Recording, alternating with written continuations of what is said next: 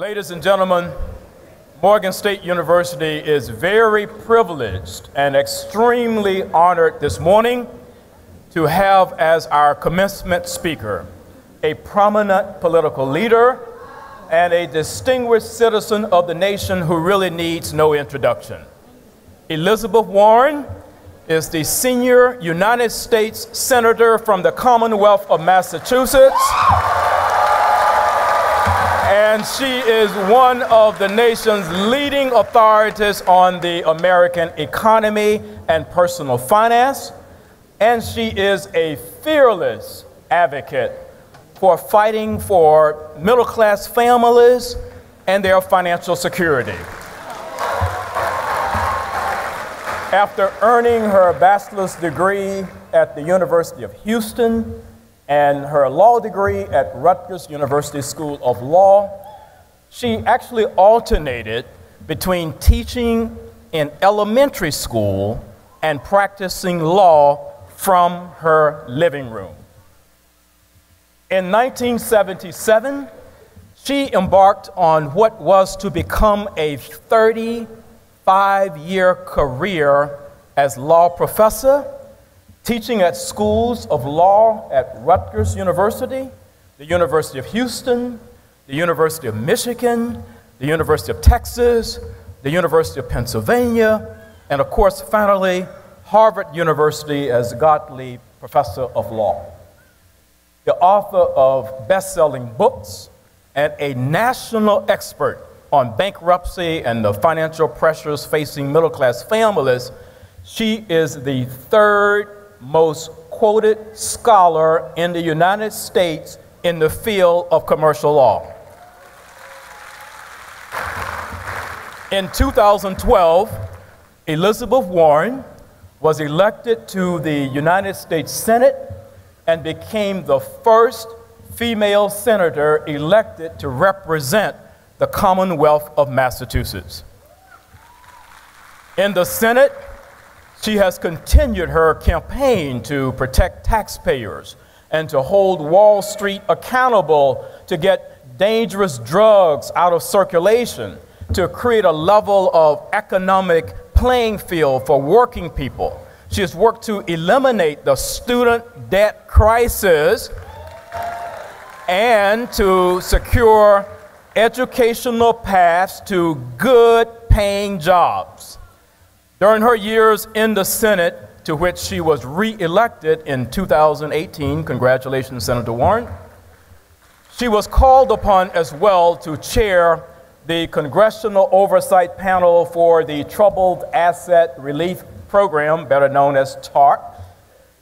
And also, she played a leadership role in the creation of the Consumer Financial Protection Bureau under President Barack Obama, an agency for which she operated as assistant to President Obama and special advisor to the Secretary of the Treasury. She is really known for her political courage and her relentless persistence in consumer protection advocacy. Today, ladies and gentlemen, she honors us by being the commencement speaker for our December 2018 graduating class. Members of the class of December 2018. Ladies and gentlemen, please join me in giving a warm Morgan State University welcome to our commencement speaker and our friend, the Honorable Senator Elizabeth Warren.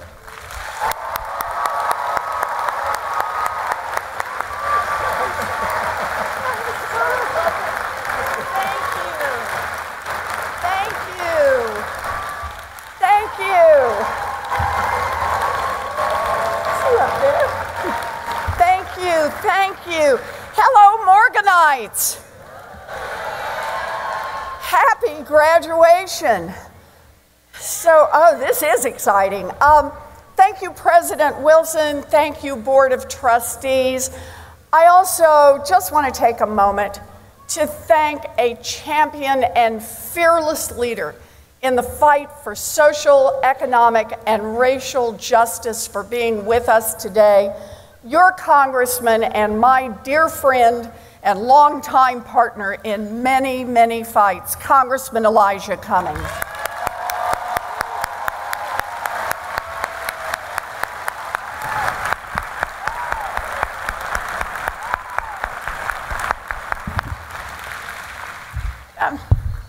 I am so happy to be here with you. This iconic place is a shining example of what HBCUs have embodied in this country for over 100 years. Institutions that cultivate leaders who fight for equality, justice, and opportunity. It is truly my honor to be here with you today.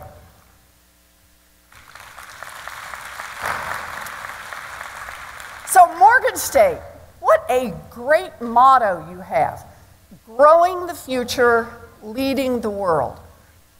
That's a lot of pressure to put on you guys, especially right now, and especially when some of you may have partied too hard last night.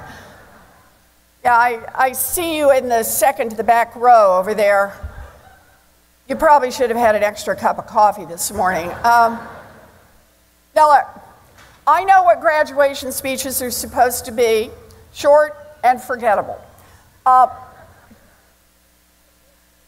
I'm here to pay respect to you for this honorary degree. And I'm here to say something that I hope will stick with some of you for a while. I promise I will do my best to keep it short, but I want you to hear this. And I want to start by telling you a story. So I grew up out in Oklahoma. My daddy worked a lot of different jobs. He ended up as a janitor. He and my mom had 3 boys, and they all eventually went off to serve in the military. And then there was me. I was known as the late-in-life baby, always referred to as the surprise. I was about 30 before I realized what that meant. So when this story starts, it was just the 3 of us left at home. Dad at work, Mom at home, me in junior high. And then Daddy had a heart attack.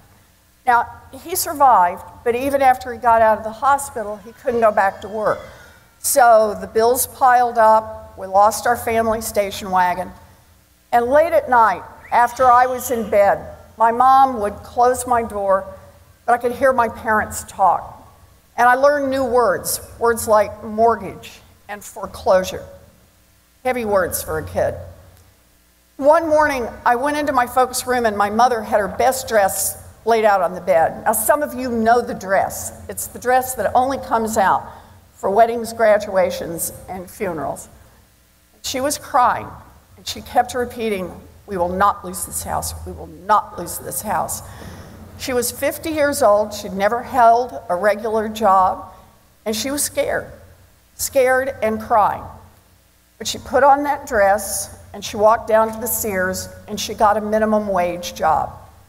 That job saved our home, and it saved our family. That story is etched on my heart. That story is who I am. And for a long time, I thought that story was about my mother. I thought that story was about her courage and her grit. I also thought it was a story about what women do to take care of the people they love. A story about hard work. But eventually, I came to understand that story is also a story about government. It is a story about the rules our government makes, rules that have an enormous impact on how we live. When I was a little girl, the minimum wage was enough to cover the basics for a family of 3. Today, full-time minimum wage does not pay the rent on a median 2-bedroom apartment in any state in America. The same kind of job that saved my family 50 years ago would not even keep a mama and a baby out of poverty today. So what happened? I'll tell you exactly what happened. Washington changed the rules. When I was a little girl, the guys in Washington set the minimum wage based on what they thought it would take to support a family, a little family like mine. Today, the people who set the rules worry more about Walmart's profits than they do about how any family will survive. So sure, life is about grit, hard work matters, but the rules matter too. And a mama who works her heart out today at minimum wage, a mama who works every bit as hard as my mama did, is stuck today with a set of rules that are rigged against her. And those rules are set by a bunch of politicians in Washington who sure aren't looking out for her.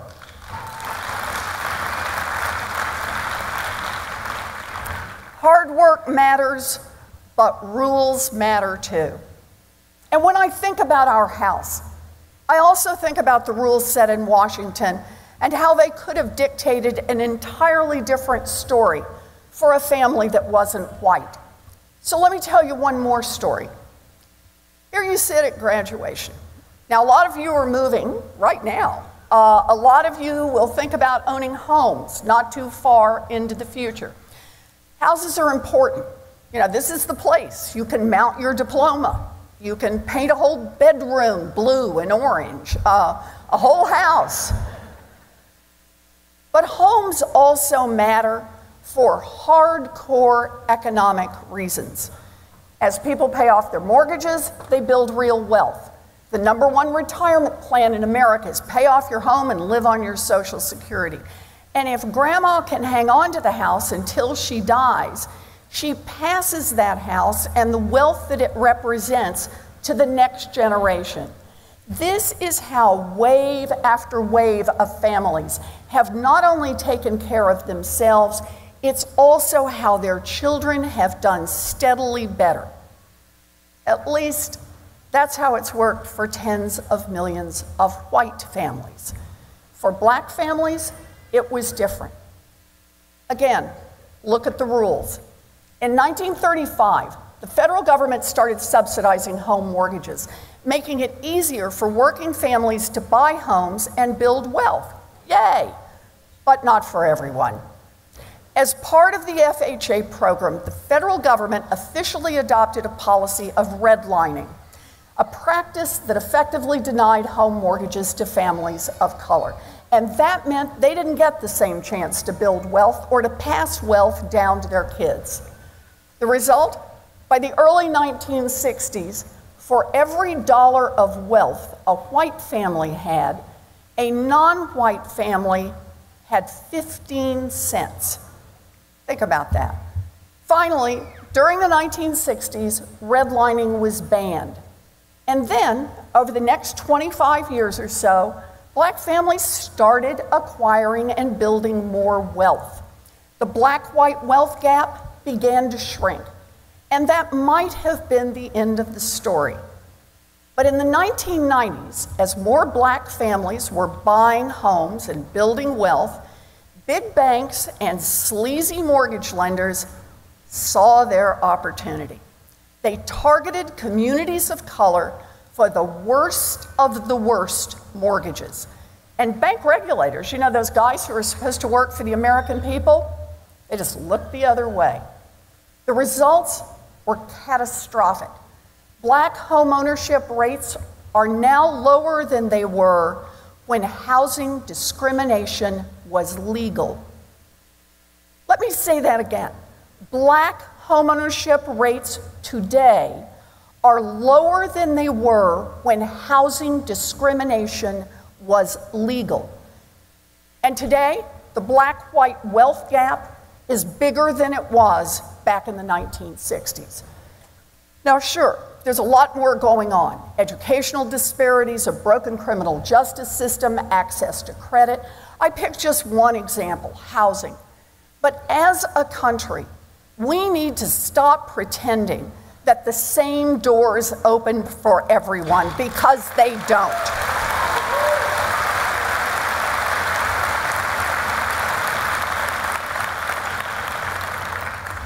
not a person of color, and I haven't lived your life or experienced anything like the subtle prejudice or more overt harm that you may have experienced just because of the color of your skin. But rules matter. And our government, not just individuals within the government, but the government itself, has systematically discriminated against black people in this country.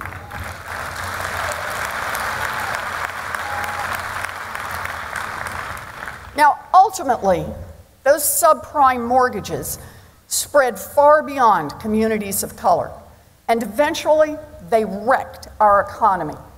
During the crash of 2008, millions of people, black, white, Latino, Asian, lost their homes. Millions lost their jobs, millions lost their savings, millions, tens of millions, but not the people at the top. The bank CEOs just kept raking in the money. So look at the rules. 2 sets of rules, one for the wealthy and well-connected, and one for everybody else.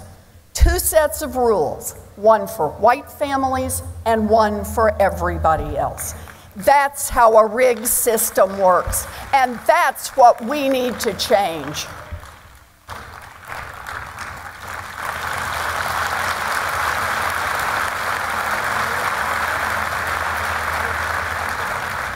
So this brings me back to you.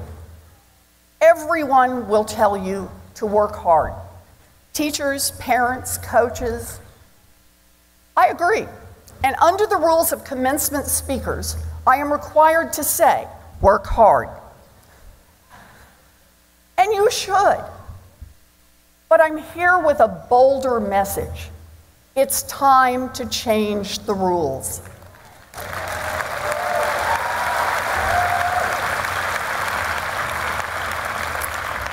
It's time to change the rules. Now, the way I see this, we have to make change. It's up to us. Rules matter. And you have the power to make this country a more perfect union, to make it be the nation you want it to be.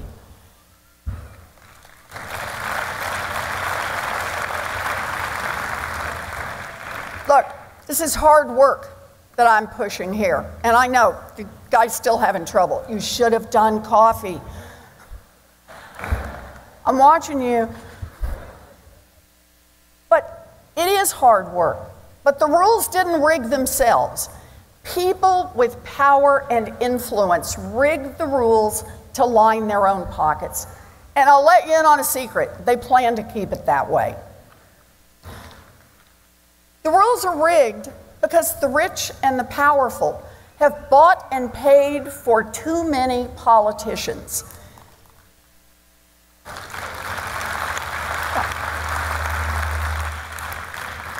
And if we dare to ask questions, they will try to divide us.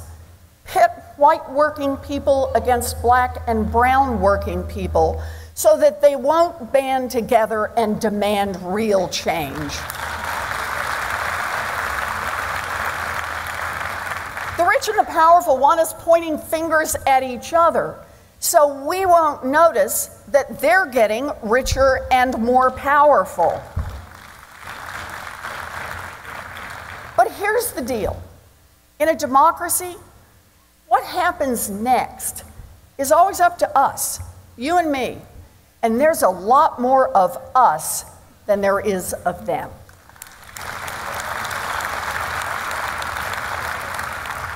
So as politicians try to turn us against each other, as they sell out to Wall Street, to big drug companies, to big oil companies, to big student loan companies, as the President of the United States kisses up to autocrats and undermines voting and basic democratic institutions,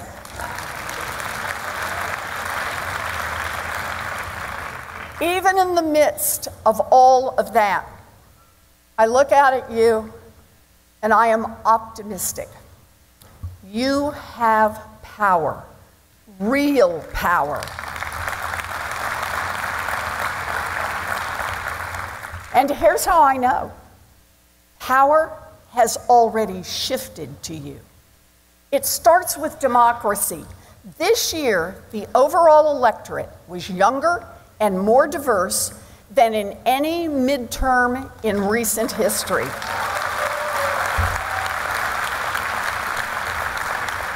You are causing a much-needed earthquake in our political system. And it's not just at election time. You are organizing and you are changing America.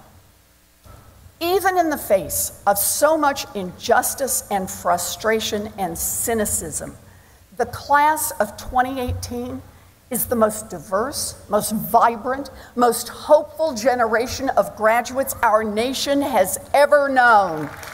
The most engaged voters and volunteers, the most creative and determined activists. I see it everywhere.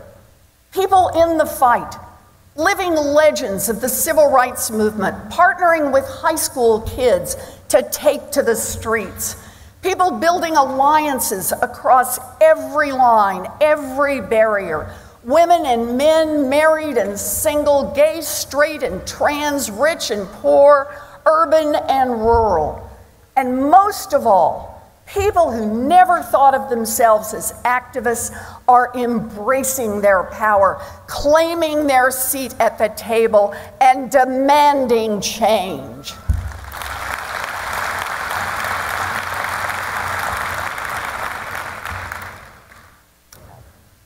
My mother worked hard, but the truth is that America gave her a chance to save our little family. And I'm grateful down to my toes for that opportunity. And I want everyone else to have the same chance. I want this to be an America where hard work means real payoff, an America where the rules work the same for everyone.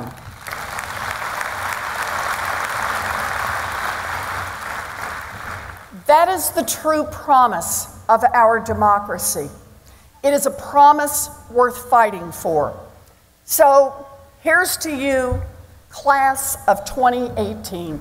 You are the future of America, and I am honored to fight alongside you. Thank you.